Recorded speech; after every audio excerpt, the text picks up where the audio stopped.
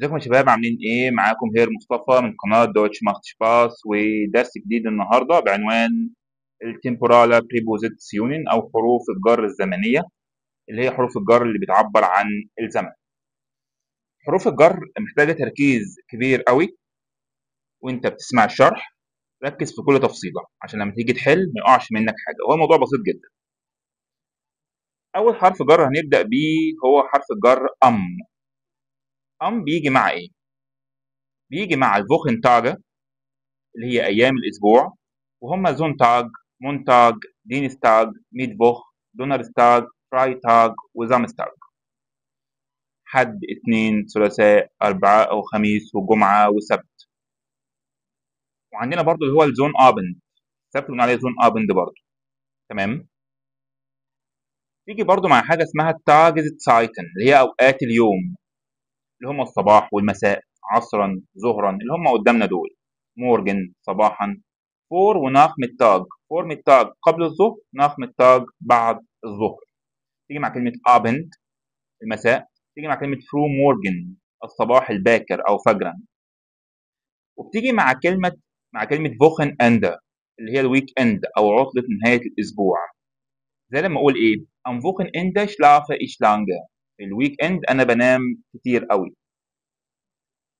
وبتيجي مع زيشتسينتن أبريل، ودي هنا بتعبر عن إيه؟ بتعبر عن الأرقام الترتيبية، أي رقم ترتيبي ممكن ناخد معاه حرف الجر بياخد حروف جر تانية، بس انا بتكلم على اللي يخص الدرس ده تحديدا. تمام. اللي هو تانية ثانوي في درس حروف الجر. تمام، انا قاصد ده تحديدا. تمام.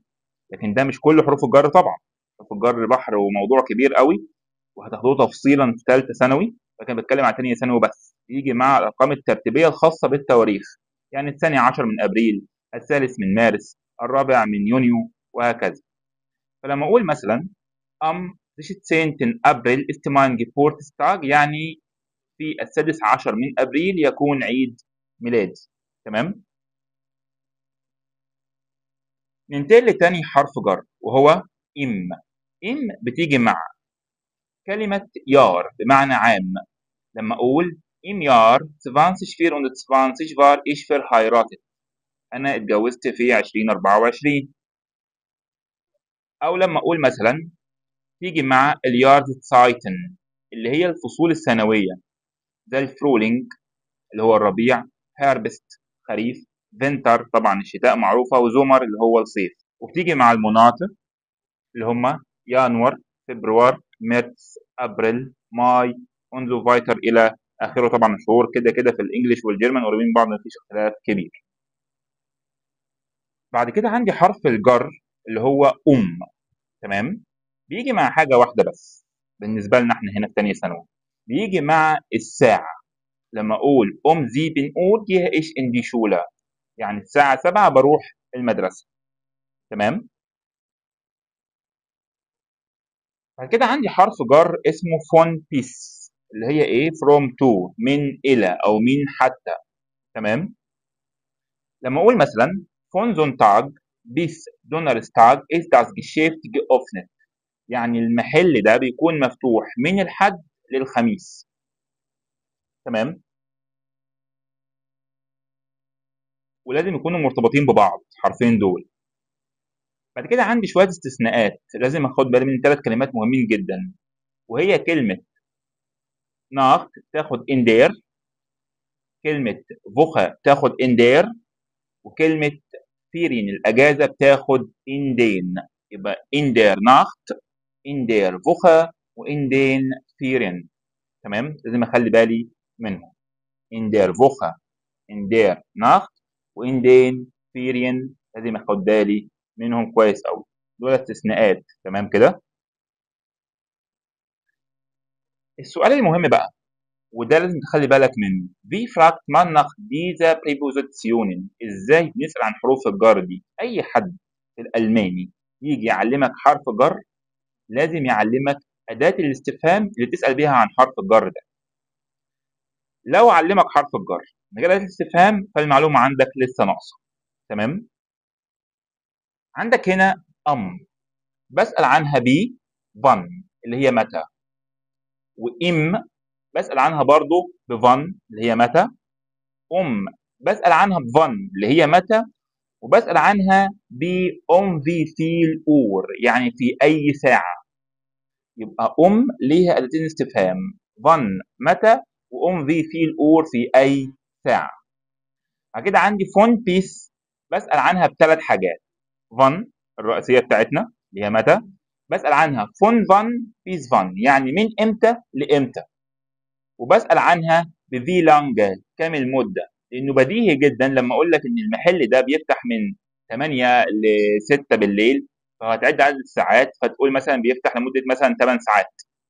لما أقول لك أنا شغال مثلا من الحد للخميس، فتقول لي كام المدة اللي بتشتغلها، أو من إمتى لإمتى بتشتغل، فكام المدة 5 أيام، من إمتى لإمتى، من الحد للخميس. فاهم كده؟ طيب. وعندي اخر حاجه اللي هي اندر فوكا واندر ناخت واندن فيرين، بسال عنهم بفان. تمام يا شباب؟ لو جينا خدنا كده اكسرسايز عشان نطبق اللي اتعلمناه ده. اول اكزامبل يقول لك في لانجا اربايتن زي. لما الاقي في لانجا يبقى انا عارف نفسي هسال بايه، لان في لانجا بتيجي مع حاجه واحده بس زي ما احنا قلنا. لو بصينا على الاجابه هيقول لك ولا ولا فن ولا اندير اخت بيس فيرت سين اور. طالما في بيس يبقى على طول هناخد فن. تمام. Wann fängt der Deutschkurs an? halb neun. halb neun دي ساعة، والساعة بتاخد حرف الجر صح. Wann spielen wir Fußball? امتى بنلعب كرة قدم؟ 2 Uhr ساعة برضو، الساعة 2 يبقى Wann ist der Kurs؟ ولا ولا فن ولا in der مونتاج بيس دونرستاج. طالما في بيس يبقى هناخد بالظبط فن. تمام. ولا ولا ولا in der Sonntag habe ich keine Schule. Sonntag ده يوم من ايام الاسبوع، وايام الاسبوع بتاخد حد يقول لي طب ما في رقم 4 مونتاج ده يوم من ايام الاسبوع وخدنا فن. هقول له عشان في بيس، واحنا طالما في بيس بناخد فن وبيس مع بعض كده عرض واحد. تمام. لكن هنا في رقم 5 مفيش بيس، فبالتالي تعاملنا معاه كيوم من ايام الاسبوع بياخد على طول. رقم 6 lernen wir ولا in der ولا ولا im Montag zusammen. هنذاكر مع بعض يوم الاثنين. قال له يا جاد نعم بكل سرور. يبقى مونتاج يوم من ايام الاسبوع لسه قايل عليه في رقم 5 بياخد was machst du am Freitag؟ هتعمل ايه يوم الجمعه؟ قال له ich habe 9 bis 12 Uhr Unterricht. عندي درس من الساعة 9 للساعة 12. يبقى طالما في بيس باخد فن. برافو عليكم. رقم 8 Wann gehen wir ins Museum؟ امتى بنروح المتحف؟ Donnerstags Abend. خلي بالك بقى من حاجة. Donnerstag Abend دي عبارة عن كلمة مركبة من كلمتين. كلمة Donnerstag هو يوم من أيام الأسبوع، وكلمة Abend هو المساء. لما بلاقي كلمة مركبة من كلمتين باخد حرف الجر مع الكلمة الأولى ولا مع الكلمة الثانية؟ دايما باخد حرف الجر مع الكلمة الثانية اللي هي كلمة Abend اللي هي طيب. وده بينطبق على الأداة برضه بالمناسبة، يعني شيء بالشيء يذكر كده. طالما قلنا الحتة دي هنقول برضه إن لما نلاقي كلمة مركبة من كلمتين بندي الكلمة كلها أنهي أداة؟ الأداة بتاعت الكلمة الأولى ولا الكلمة الثانية؟ طبعا بندي الأداة للكلمة الثانية للكلمة كلها. يعني لو أنا هدي أداة للكلمة دي هديها الأداة بتاعت كلمة Abend. تمام؟ طيب. يبقى هنا الإجابة هتبقى رقم 9 können wir فن ولا in der Sonntag nach Graz fahren؟ طبعا زونتاج يوم من ايام الاسبوع يبقى اخر واحده رقم 10 wann hast du Freizeit؟ امتى بيكون عندك وقت فراغ؟ ووكن اند اللي هي الويك اند طبعا بتاخد حرف الجر برافو عليكم. وكده يبقى خلاص درس النهارده. نتمنى تكونوا استفدتم مع دوتش ماخت سباس وهير مصطفى ابو النجا.